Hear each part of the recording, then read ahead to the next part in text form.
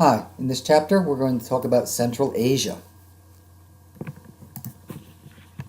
This is a map of Central Asia. You can see the underlying theme with these is that they're landlocked. We have some of these stand countries: Kazakhstan, Turkmenistan, Uzbekistan, Kyrgyzstan, Tajikistan, Afghanistan. Some of these are former Soviet republics and also extends to Mongolia and parts of China here, such as Inner Mongolia in Tibet. And we'll talk about the history of Tibet in a little bit. But this extends from China all the way to the Caspian Sea.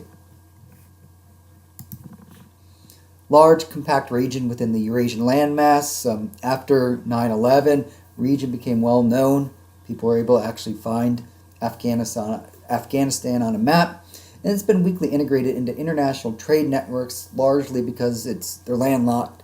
And typically when you export or import large amounts of goods, especially non-perishable goods, access to water is pertinent and paramount.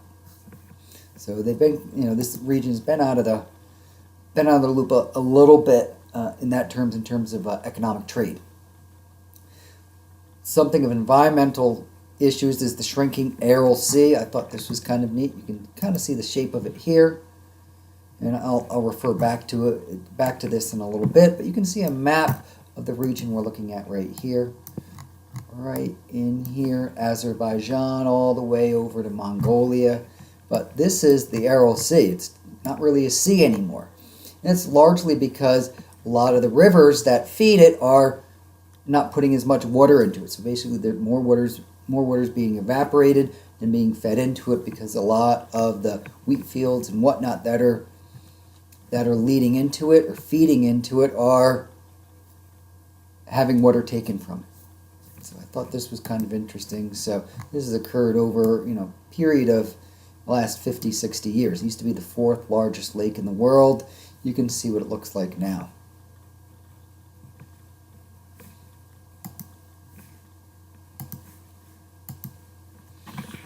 So as I go back here, use of the rivers feeding the sea for agricultural irrigation before it gets to the Aral Sea. So basically that equilibrium is no longer there between the feeding of the sea and evapotranspiration. So the Aral Sea was once the world's fourth largest lake. And you can see just some of the issues here that we're dealing with. You can see the shape of the Aral Sea. It's kind of a circle here. Much different now. Caspian Sea, not as much of a problem there. Then we've got a desert, Gobi Desert. And then a lot of desertification throughout this particular region. You can also see a complex system of plate boundaries. So we see areas like Afghanistan, Himalayas. We'll talk about this one here in a second. But this really complex set of plate boundaries that run throughout this region. So not a lot of volcanoes, but a lot of tectonic activity, earthquakes. You can see what it looks like 3D, and basically this Indian subcontinent literally crashed into Asia, and the result was these Himalayan mountains. These are the tallest mountains in the world.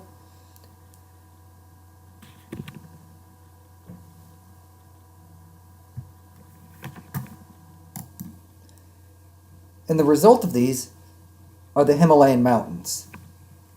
If I zoom out here, you can see the Himalayan Mountains right here that serve the border here in Nepal, Bhutan, all the way up through India and China. Look at the satellite image. You can see typically snow-capped on a regular basis. And the most pronounced one is Mount Everest. If I type in the word Mount Everest, zoom out a little bit, and we can see where it is.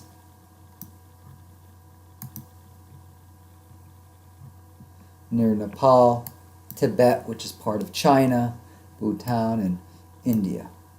So we've got these tall mountains. These are more than 29,000 feet. The tallest one in the United States is Denali, which is about 21,000. The lower 48, I believe, is Mount Whitney or Mount Rainier at about 14,000 feet. Eastern seaboard, the tallest mountain is about 6,000 feet, Mount Mitchell. Another tall one called K2. I think that's a little bit closer to India.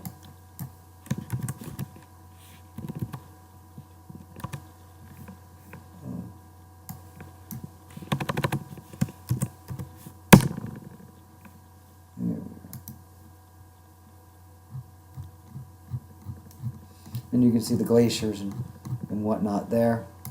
Well, that's a little bit further north. Okay. Everest was over here. This is up towards China, Pakistan. So you can see Everest. We've got the Central Asian highlands. We've got the desert belt. And you can see the climate regimes here. We have a lot of B. We've got some D's. Little bit of C right here. To me, typically C's imply that there's some regular precipitation.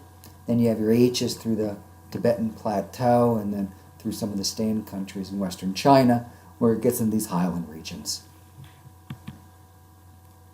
Like I mentioned before, sparse vegetation, sparse population, subsistence agriculture.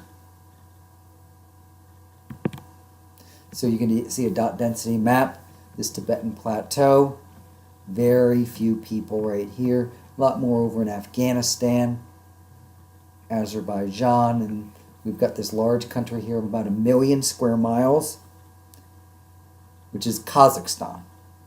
And one of the larger countries in the world. The United States is about 3.5 million square miles. China, Canada, Australia are all around 3.5 million square miles. Russia's more than twice that. Brazil is a little bit smaller than 3 million square miles. It's right around 3. So you can get an idea as to how big some of these countries actually get. This talks about settlement patterns. And you can see the term base and settlement pattern.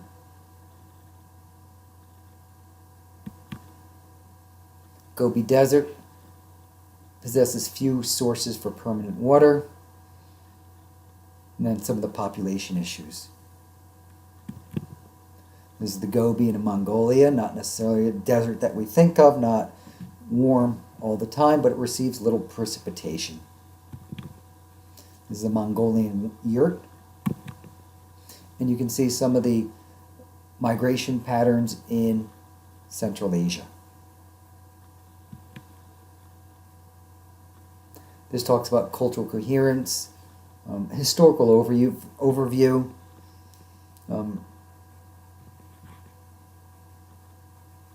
in the Tibetan kingdom. And then you can see the spread of these areas here from Tibet and as far east as, to the Holy Roman Empire. These are the language patterns that we're looking at here. This is Afghanistan.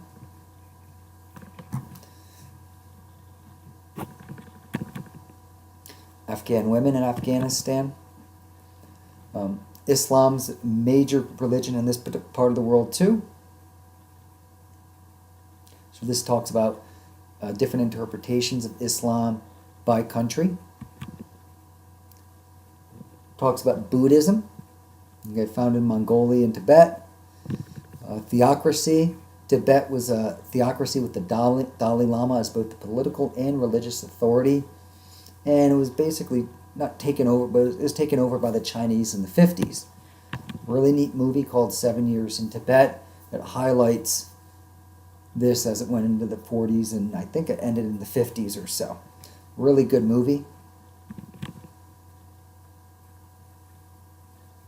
Migration of the Han Chinese in the east. Russian was once a large language in this particular area, but it's declining in use. And increased use of English. So you can see some of the geopolitics going on here.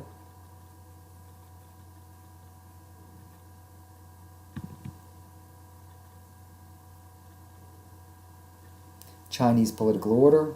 They moved into the end of the 40s. Moved into Tibet and Western China. And then from the dissolution of the Soviet Union in the early 90s, we had a number of new countries, these stand countries. Kazakh, land of the Kazakhs. Uzbeks, land of the Uzbeks.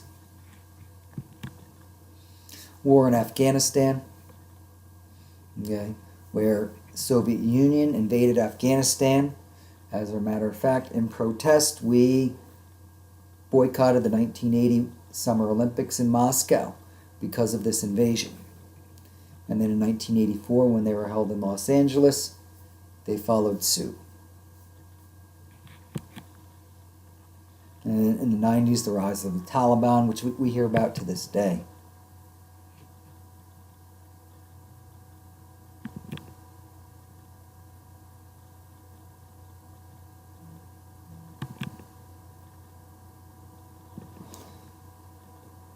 You can see Tibet is one of the world's poorest places.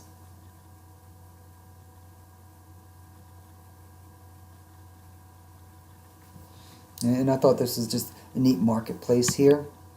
Then we talk about, the exploitation of oil, even in some of these places, and the environmental impact that it does have. So you can see in the Caspian Sea that we alluded to before, over the Aral, over through Kazakhstan. The big issue that we deal with is, how do we move those resources? How do we get these to people? Because it looks like places like Iran, Saudi Arabia already have places, infrastructure in place to move oil to places like the United States and Europe where it needs to go, and even China, which is going to be a major player in the future. So you can see that direct foreign investment as a percent of GDP. So you can see a lot of these countries, a lot of these regions, they need to rely more on foreign investment. Life expectancy is still extremely low in Afghanistan. It's in the 40s, okay, largely because of really high infant and child mortality rates. Social development in Central Asia.